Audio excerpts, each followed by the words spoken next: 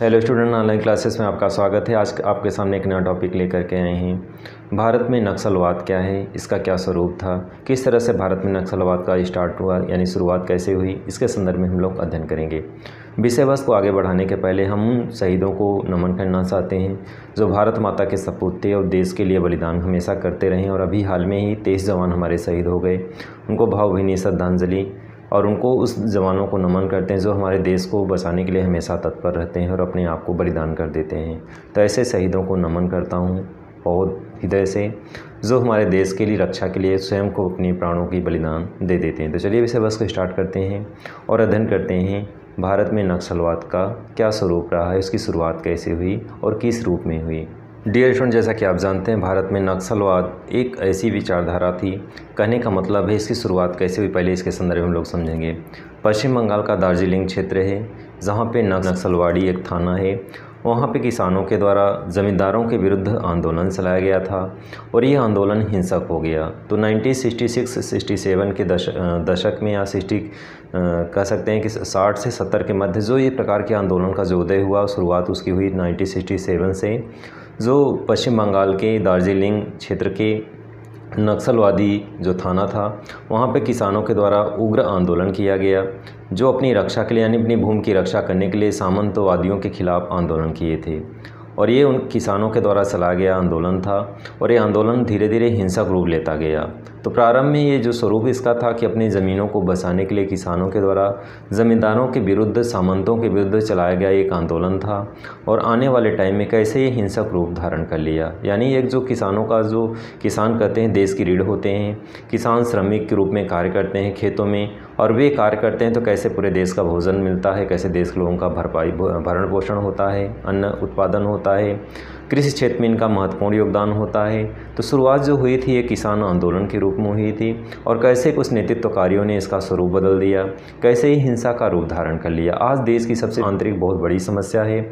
आज जैसे आतंकवाद दूसरे देशों के द्वारा संचालित हो रहा है, जम्मू कश्मीर से लेकर के कन्याकुमारी तक आतंकवाद भारत पूरा झेल रहा है। समय समय पर आतंकवादी घटनाएँ होती रहती हैं और इसी तरह से आंतरिक, देश के आंतरिक भागों में जो नक्सलवाद जो बहुत बड़ी समस्या बन करके आज उभर रही है।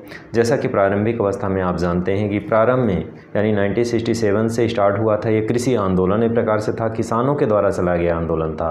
और इनका ये मूवमेंट जो है आज बहुत ज़्यादा हिंसक हो गया है। ये आतंकवादी के रूप में अब कार्य करने लगे हैं। पहले जो थे, जो इतना व्यापक स्तर पे नहीं था। भारत के बहुत सारे ज़िले, बहुत सारे प्रदेश आतंकवाद से जूझ रहे हैं, नक्सलवाद से जूझ रहे हैं। और ऐसे कंडीशन में नक्सलवाद देश के लिए खतरा उत्पन्न हो गया। अभी हाल में ही हमारे जो 23 जवान शहीद हुए हैं, इनकी शुरुआत के संदर्भ में हम लोग कुछ आंकड़ों के संदर्भ में अध्ययन करेंगे कि भारत में बड़े जो हमले हुए हैं, बहुत बड़े स्तर पे कैसे जवान शहीद हुए हैं, उनके घटनाक्रम को हम लोग अध्ययन करेंगे। डियर स्टूडेंट, भारत में बड़े नक्सलवादी घटनाओं के संदर्भ में अब हम लोग अध्ययन करेंगे।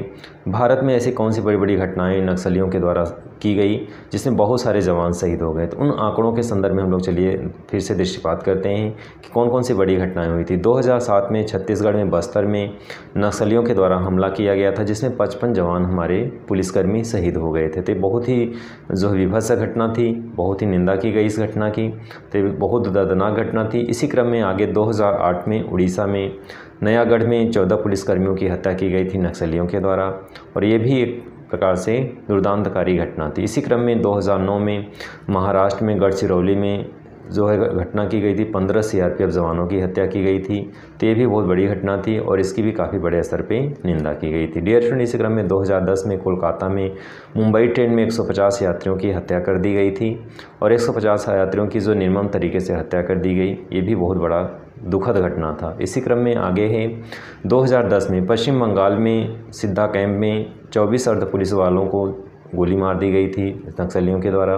ये भी एक दर्दनाक घटना थी और उसकी भी काफ़ी निंदा की गई थी। इसी क्रम में नेक्स्ट है 2011 में छत्तीसगढ़ में दंतेवाड़ा में 76 सीआरपीएफ पुलिस और पुलिसकर्मी दोनों संयुक्त रूप से लोगों को मारा गया था, जिसमें 76 लोग थे। तो इस तरह से पुलिसकर्मी भी थे और सीआरपीएफ के लोग थे। तो इस तरह से 76 लोगों को मारा गया 2011 में।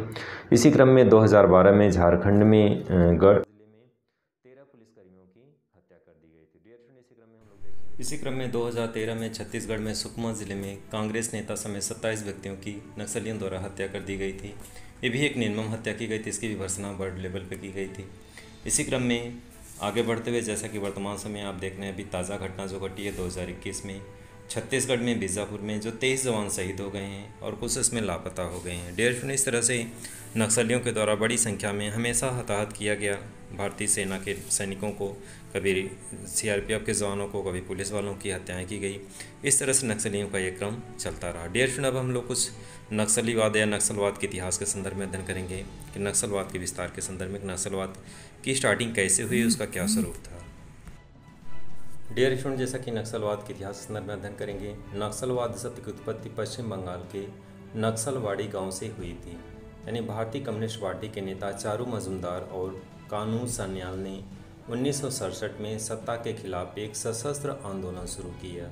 मजुमदार चीन के कम्युनिस्ट नेता माओ त्से तुंग के बड़े प्रशंसक थे। इसी कारण नक्सलवाद को माओवाद भी कहा जाता है। तो डियर फ्रेंड, इस तरह से नक्सलवाद को माओवाद करने के पीछे ये इसका दर्शन है। 1968 में communist party of Marxism and Leninism CPML का गठन किया गया, जिसके मुखिया दीपेंद्र भट्टाचार्य थे। यह लोग मार्क्स और लेनिन के सिद्धांतों पर काम करने लगे क्योंकि वे उन्हीं के से प्रभावित थे। वर्ष 1969 यानी 1969 में पहली बार चारू मजुमदार और कानू सान्याल ने भूमि अधिग्रहण को लेकर पूरे देश में सत्ता के खिलाफ एक व्यापक लड़ाई शुरू कर दी थी। भूमि अधिग्रहण को लेकर देश में सबसे पहले आवाज़ नक्सलवाड़ी से ही उठी थी। तो यहाँ पे एक महत्वपूर्ण बिंदु है, जो नक्सलवाद नाम पड़ा इस आंदोलन का, या इस समय आतंकवादी स्वरूप धारण कर लिया है। तो नक्सलवाद नाम धारण करने के पीछे इसका यही अर्थ है, यानी सबसे पहले यह आवाज़ नक्सलवाड़ी से उठी थी। नक्सलवाड़ी गांव का नाम है और यहीं से यह आवाज़ उठी थी। आंदोलनकारी नेताओं का मानना था कि ज़मीन उसी को जो उस पर खेती करे, यानी ज़मीन का अधिकार उसी व्यक्ति का होना चाहिए जो उस पर कृषि कार्य करे, अदर व्यक्तियों का नहीं होना चाहिए जो जैसे ज़मींदार वर्ग हैं वो कब्जा करके रखे हैं, किसानों के पास ज़मीनें नहीं हैं। तो इस तरह से इनका मानना था कि ज़मीन उसी व्यक्ति का होना चाहिए जो उस पर कृषि कार्य करे, ऐसे लोगों की ज़मीन नहीं होनी चाहिए जो उस पर केवल कब्जा करके रखे हैं। नक्सलवाड़ी से शुरू हुआ यह आंदोलन का प्रभाव पहली बार तब देखा गया जब पश्चिम बंगाल से कांग्रेस को सत्ता से बाहर होना पड़ा। इस आंदोलन का ही प्रभाव था कि 1977 यानी 1977 में पहली बार पश्चिम बंगाल में कम्युनिस्ट पार्टी सरकार के रूप में आई और ज्योति बसु मुख्यमंत्री बने। तो इस तरह से राजनीतिक मुद्दा भी यह रहा। सामाजिक जागृति के लिए आरंभिक इस आंदोलन पर कुछ वर्षों पश्चात राजनीति का वर्चस्व बढ़ने लगा और आंदोलन शीघ्र ही अपने मुद्दे और मार्गों से भटक गया। जब यह आंदोलन फैलता हुआ बिहार पहुंचा, तब यह मुद्दों से पूर्णतः भटक चुका था। अब यह लड़ाई भूमि की लड़ाई न रहकर जाति वर्ग की लड़ाई बन चुकी थी। यहाँ से प्रारंभ होता है उच्च वर्ग और मध्यम वर्ग के बीच का उग्र संघर्ष, जिसके नक्सल आंदोलन ने देश में नया रूप धारण किया। श्री राम सेना, जो माओवादियों की सबसे बड़ी सेना थी, उसने उच्च वर्ग के विरुद्ध सबसे बड़ी हिंसक प्रदर्शन करना आरंभ किया। इससे पहले 1972 में आंदोलन के हिंसक होने के कारण चारू मजुमदार को धरपकड़ कर लिया गया और 10 दिन के लिए कारावास के समय ही उनकी कारावास में ही मृत्यु हो गई। नक्सलवाड़ी आंदोलन के प्रणेता कानू सान्याल ने आंदोलन के राजनीति का शिकार होने के कारण और अपने मुद्दों से भटकने के कारण तंग आकर 23 मार्च 2010 को आत्महत्या कर ली। तो डियर फ्रेंड, इस तरह से इसका अपना इतिहास रहा है। भारत में नक्सलवाड़ी अनेक घटनाएं घटी, जैसा कि अभी आपने विजुअल तरीके से अध्ययन भी किया कि किस तरह से बड़ी बड़ी घटनाएं हुई। 2007 से लेके वर्तमान 2021 तक इतनी बड़ी घटनाएं घटी जो नक्सलवाद के कारण ही हुआ। नए लोगों को नक्सलवाद, अब इसके पीछे का दर्शन क्या है, यानी इसमें इनका विस्तारित कैसे हो रहा है, नक्सलियों का क्षेत्र कैसे बढ़ रहा है। जो क्षेत्र केवल पश्चिम बंगाल से शुरू हुआ, आज देश के हमारे कई प्रदेशों में, कई ज़िलों में यह फैल गया है। एक बहुत बड़ी ज्वलंत समस्या बन करके उभरी है। इसके भी संदर्भ में पीछे कुछ अध्ययन करेंगे, जैसे नक्सली लोग भर्ती कैसे होते हैं। नए लोगों को अपने पक्ष में लाने के लिए नक्सली कई तरीके अपनाते हैं। इसमें से प्रमुख तरीका यह है कि कृषि क्रांतिकारी व्यक्तित्व का नाम लेकर के या उसके व्यक्तित्व और कृतित्व की बार बार चर्चा करना। भर्ती करने के नक्सली नौजवानों और विद्यार्थियों को मुख्यतः लक्ष्य करते हैं। तो इस तरह से कोई नेता जो होता है, कोई लीडर होता है, उसके विचारों को, इसके व्यक्तित्व को के द्वारा प्रभावित करके नक्सलियों को भर्ती किया जाता है। नक्सलवाद का वित्त पोषण से भी कई स्रोत हैं, यानी कैसे धन इनका आता है, किस किस रूप में आता है, कहाँ कहाँ से आता है। इसमें से सबसे बड़ा स्रोत जो है खनन उद्योग है, यानी नक्सलियों के जो आय का स्रोत है वो खनन उद्योग है। जो वहाँ जहाँ पे भी खनन कार्य हो रहा है, चाहे कोयला हो चाहे कोई भी खनिज पदार्थ हो, वही उनका स्रोत है आय का। नक्सली अपने प्रभाव क्षेत्र के सभी खनन कंपनियों से उनके लाभ का 3% वसूलते हैं और डर के मारे सभी कंपनियां बिना ना नुकुर किए देती हैं। तो इस तरह से उनकी अपनी एक समस्या है, अपना एक डर है, जिसके कारण वो नक्सलियों को आर्थिक सहायता प्रदान करते हैं। नक्सली संगठन मादक दवाओं ड्रग्स का भी व्यापार करते हैं लोग। नक्सलियों को मिलने वाला लगभग 40% फंड नशे के व्यापार से ही आता है। तो इस तरह से आप ऐसे सोच सकते हैं कि इनका जो 40% फंडिंग है जो नशे के व्यापार से ही संभव है, यानी इसी से होता है। अब नक्सलियों के विरुद्ध चलाए गए अभियान के संदर्भ में हम लोग कुछ अध्ययन करेंगे। स्टीपेलचेस अभियान, यह अभियान वर्ष 1971 में चलाया गया। इस अभियान में भारतीय सेना तथा राज्य पुलिस ने भाग लिया था, यानी इन दोनों ने कंबाइंड ज्वाइंट जो है ऑपरेशन ऑपरेट किया था। और इस अभियान के दौरान लगभग 20,000 नक्सली मारे गए। तो इस तरह से इनका अपना एक टारगेट बनाया गया और 20,000 नक्सलियों को मार गिरा गया। तो ज्वाइंट इस ऑपरेशन से 20,000 नक्सली मारे गए। इसके पश्चात सेकेंड जो अभियान चलाया गया था, ग्रीन हंट अभियान चलाया गया था। ग्रीन हंट अभियान वर्ष 2009 में चलाया गया। नक्सल विरोधी अभियान को यह नाम मीडिया द्वारा प्रदान किया गया था। मीडिया का भी यहाँ पर रोल कुछ निकल करके आ रहा है। इस अभियान में पैरामिलिट्री बल तथा राष्ट्र पुलिस के भाग लिया था। और यह अभियान जो है छत्तीसगढ़, झारखंड, आंध्र प्रदेश तथा महाराष्ट्र में चलाया गया था। नेक्स्ट इसका ऑपरेशन जो चलाया गया था प्रहार के नाम से। 3 जून 2017 को छत्तीसगढ़ राज्य के सुकमा जिले में सुरक्षा बलों द्वारा अब तक के सबसे बड़े नक्सल विरोधी अभियान प्रहार को प्रारंभ किया गया। तो प्रहार भी एक ऑपरेशन था।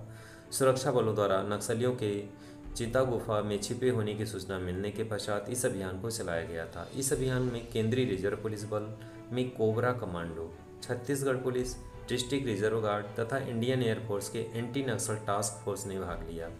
यह अभियान चिता गुफा पुलिस स्टेशन के क्षेत्र के अंदर स्थित चिंता गुफा जंगल में चलाया गया, जिसे नक्सलियों का गढ़ माना जाता था। यह अभियान में 3 जवान शहीद हो गए तथा कई अन्य घायल हुए। अभियान के दौरान 15 से 20 नक्सलियों को मारे जाने की सूचना सुरक्षा बलों के अधिकारी द्वारा की गई थी। खराब मौसम के कारण 25 जून 2017 को यह अभियान को समाप्त कर दिया गया था। यहीं पे इसको स्टॉपेज कर दिया गया था। डियर स्टूडेंट, इस तरह से आप देख सकते हैं कि कैसा नक्सलवाद जो देश के लिए बहुत ही खतरा बनता जा रहा है, देश की आंतरिक सुरक्षा के लिए खतरा बनता जा रहा है, देश की आंतरिक व्यवस्था के लिए, अखंडता के लिए, एकता के लिए एक समस्या पैदा हो रहा है। सरकार के समूह की सबसे बड़ी समस्या है। इससे सरकार के समूह की समस्या उत्पन्न नहीं हो रही है, आम नागरिकों का जनजीवन व्यस्त हो रहा है। हमारे देश के सुरक्षा बल के कितने जवान हर साल शहीद हो जाते हैं, नक्सलियों के द्वारा मारे जाते हैं। सरकार को अपनी नीतियों में परिवर्तन करना चाहिए, वार्तालाप करना चाहिए। इसमें दोनों पहलू हैं। एक तो आतंकवाद को कैसे ख़त्म किया जाए, इसके संदर्भ में वार्तालाप होनी चाहिए। नक्सली जो नेता हैं उनकी गिरफ्तारी की जानी चाहिए। अगर नहीं वो गिरफ्तारी हो पा रही तो उनसे वार्तालाप करने का प्रयास करना चाहिए। और विविध जो मुद्दे उनके हैं उन मुद्दों को ध्यान में रख करके अगर वो मुद्दे हैं तो उसको उजागर किया जाए, या वो अपने जनता को जो बरगला रहे हैं, जनता को जो गलत रास्ते पे ले जा रहे हैं, तो ऐसे में मीडिया के समूह दोनों लोग अपनी बातों को खुले मंच पे रखें। नक्सलियों का जो मानना है कि हमारा शोषण हो रहा है, हमारी आर्थिक समस्याएं, हमको रोज़गार की कमी है, रोज़गार के अवसर हमें नहीं मिल पा रहे हैं, तो ऐसे में सरकार को भी खुले मंच से उनकी बातों का जवाब देना चाहिए कि हमारे पास इतनी योजनाएं हैं, लिखित रूप में, मौखिक नहीं, लिखित रूप में योजनाओं का एक लिखित पिटारा होना चाहिए और उनके समूह को अपनी बातों को रखना चाहिए कि हमारे पास ये योजनाएं हैं, इन योजनाओं के माध्यम से हम नक्सलियों को उनको सुधार के रास्ते पर ले जा सकते हैं, उनको अपनी योजनाओं के माध्यम से रोज़गार दे सकते हैं, अपनी योजनाओं के माध्यम से उनके आर्थिक स्थिति को सुधार सकते हैं और अपनी योजनाओं के माध्यम से उनको मुख्य धारा में शामिल कर सकते हैं। जैसा कि नक्सलियों की अपनी मांगें हैं कि हम मुख्य धारा से इसलिए हटे हुए हैं कि हमारे पास ज़मीनें नहीं हैं, हमारी आर्थिक स्थिति दयनीय है, सरकार की नीतियाँ ऐसी नहीं हैं कि हमारे जीवन स्तर में सुधार हो सके, हमारी आर्थिक स्थिति में परिवर्तन हो सके। तो जैसा जो नक्सलियों की जो अपनी मांगें हैं, अगर वो इन मांगों के आधार पे जनता को बरगला रहे हैं, युवाओं को बरगला रहे हैं, युवाओं को गलत रास्ते पे ले जा रहे हैं, तो सरकार को भी चाहिए कि ऐसे मुद्दों को लिखित रूप प्रदान करके नक्सलियों के जो उनके गलत मुद्दे हैं उनको भी उसका करारा जवाब देना चाहिए और नक्सलियों की मुख्य धारा में लाना चाहिए। तो डियर फ्रेंड्स, आज की वीडियो में बस इतना ही। अगले वीडियो में फिर से मिलेंगे, तब तक के लिए धन्यवाद।